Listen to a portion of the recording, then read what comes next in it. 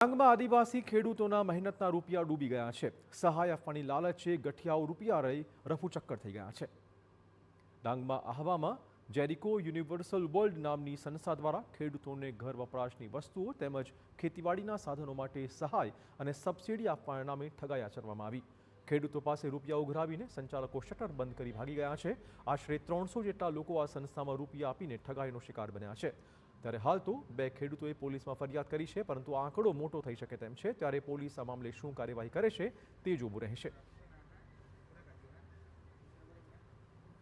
21,800 ભર્યા છતાં અમને અહીંયા કોઈ લાભ આપવામાં ન આવ્યું હતું, જેથી કરીને અમે અહીંયા તંત્ર પર ભરોસો રાખીએ છીએ અને અહીંયાથી અમે પોલીસ ફરિયાદ કરવા માંગીએ છીએ. શેના માટે તમે પૈસા આપ્યા હતા?